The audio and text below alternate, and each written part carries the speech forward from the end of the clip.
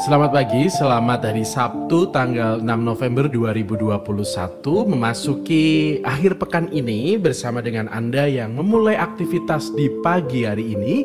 Kita kembali ketemu lagi di Semanggi, semangat pagi hari ini. Semoga hari ini kita semua mengawali hari ini dalam semangat dan sukacita bersama dengan orang-orang yang kita cintai dan kita kasihi. Hari ini kita akan membaca dan merenungkan Injil dari Injil Lukas bab 16 ayat 9 sampai dengan 15. Yesus berkata kepada murid-muridnya, "Ikatlah persahabatan dengan mempergunakan mamon yang tidak jujur, supaya jika mamon itu tidak dapat menolong lagi, kalian diterima di dalam kemah abadi. Barang siapa setia dalam perkara-perkara kecil, ia setia juga dalam perkara-perkara besar.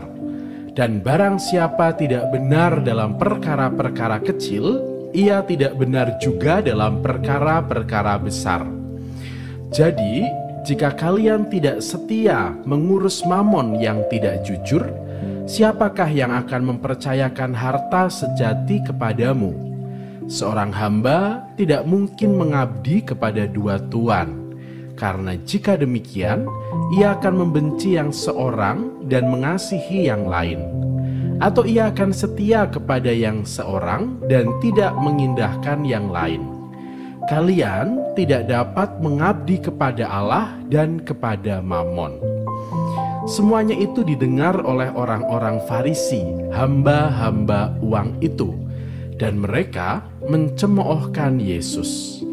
Maka Yesus berkata kepada mereka, "Kalian membenarkan diri di hadapan orang, tetapi Allah mengetahui hatimu.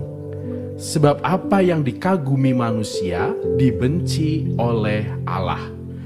Demikianlah sabda Tuhan. Terpujilah Kristus. Saudari-saudara sekalian, hari ini di hari Sabtu tanggal 6 November 2021, Tuhan ingin mengajak kita untuk merenungkan dan belajar tentang sebuah kesetiaan. Tetapi berbicara tentang kesetiaan, hari ini saya ingin mengawalinya dengan sebuah cerita tentang renungan yang saya buat setiap hari, yang semoga setiap hari juga bisa menyapa Anda di pagi hari ini secara khususnya. Yang kerap kali renungan ini juga menjadi cermin bagi saya tentang bagaimana sikap saya selama ini. Kerap kali renungan saya itu bukan pertama-tama adalah sesuatu yang sudah saya hidupi, bukan pula tentang sesuatu yang bisa saya ajarkan, tetapi kerap kali saya belajar dari banyak orang yang saya jumpai, dari kisah hidup dari orang-orang hebat, dari kisah hidup orang-orang yang menginspirasi, atau mungkin dari pengalaman-pengalaman sederhana yang saya alami, atau mungkin pengalaman sederhana yang diceritakan kepada saya menjadi sebuah kekayaan rohani yang semoga kalau saya bagikan juga bisa menjadi kekayaan bagi kita semua. Saya ingin memulai sharing saya tentang awal mula saya membuat renungan hingga saya beri nama Semanggi, yang merupakan singkatan semangat pagi hari ini. Sebuah harapan bahwa renungan ini bisa menjadi awal hari yang memberi harapan minimal bagi saya, dan syukur-syukur juga bagi orang lain yang mendengarkan. Ide renungan harian ini sebetulnya sudah lama muncul sejak awal pandemi, yang berasal dari kerisauan saya menjawab pertanyaan, apa yang bisa saya berikan di saat umat terbatas untuk ke gereja. Ide yang muncul ini ternyata tidak begitu saja mudah untuk saya buat. Ada banyak kekhawatiran dan pertimbangan, yang salah satunya adalah jangan-jangan nanti saya tidak konsisten dalam membuatnya dan terputus di tengah jalan. Termasuk juga jangan-jangan nanti idenya tidak muncul, jangan-jangan nanti ada tanggapan yang mungkin kurang baik dan lain sebagainya. Ternyata betul saja, di saat saya membuatnya pertama kali memang cukup setia. Yang saat itu saya masih menggunakan aplikasi Anchor. Jadi Saya memulainya di saat saya masih bertugas di Paroki Tegal.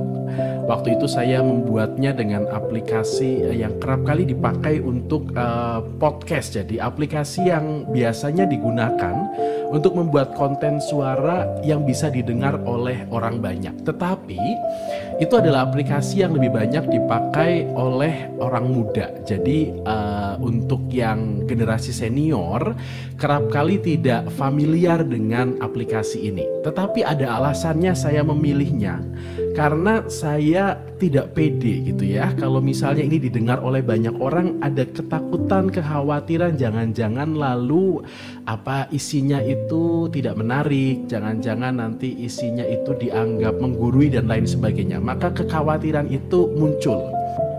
Saya ingat waktu itu saya bisa membuatnya penuh selama 1 bulan. Yang saya akui saat itu juga saya berjuang untuk membuatnya.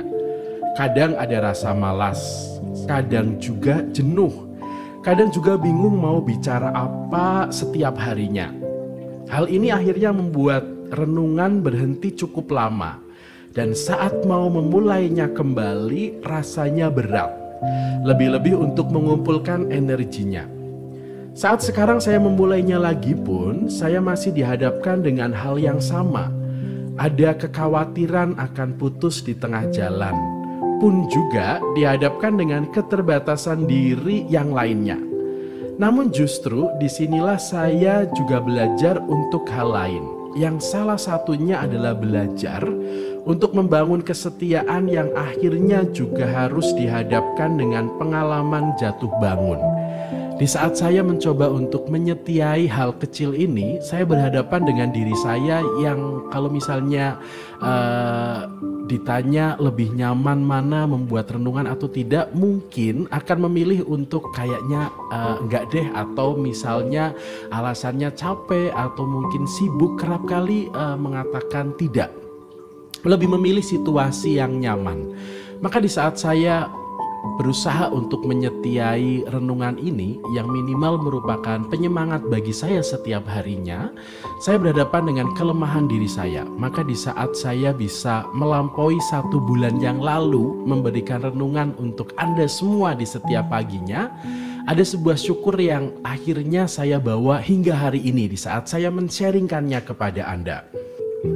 Hari ini Yesus juga berbicara tentang kesetiaan yang berawal dari hal yang kecil untuk sampai pada hal yang besar. Setiap dari kita diajak untuk selalu belajar setia. Yang di proses belajar itu selalu ada pengalaman jatuh bangun. Mungkin kita juga punya pengalaman gagal di dalam mencoba untuk setia. Kesetiaan pada akhirnya adalah bagaimana kita bangun lagi di saat kita jatuh, memulai kembali saat kita berhenti, dan berjuang kembali di saat kita gagal. Karena kesetiaan merupakan sebuah proses belajar, maka mari kita mencoba mencari satu hal kecil yang mungkin bisa menjadi sarana belajar bagi kita. Yakinlah, di saat kita mencoba untuk belajar dari pengalaman kecil itu, pasti akan ada sukacita besar, dan nantinya kita akan menemukan kesetiaan yang lebih besar yang bisa kita hidupi di dalam komitmen hidup kita, terutama di dalam pilihan-pilihan besar dalam hidup kita. Selamat menikmati hari ini. Semoga sharing saya, pengalaman saya mengalami jatuh bangun pada hal kecil ini juga bisa menjadi inspirasi untuk Anda sekalian untuk menemukan sebuah sarana belajar untuk senantiasa setia. Karena pada akhirnya kesetiaan besar yang jadi pilihan hidup kita akan bermula dan berawal dari kesetiaan kita untuk belajar pada hal-hal yang kecil. Selamat menikmati hari ini, hari Sabtu tanggal 6 November 2021. Selamat bersyukur bersama dengan Tuhan. Selamat pula bersyukur karena Tuhan yang senantiasa setia untuk memberkati kita. Dan semoga kita juga selalu setia untuk berbagi berkat bagi sesama. Selamat pagi, selamat menikmati berkat Tuhan, selamat berbagi berkat dan semangat pagi hari ini.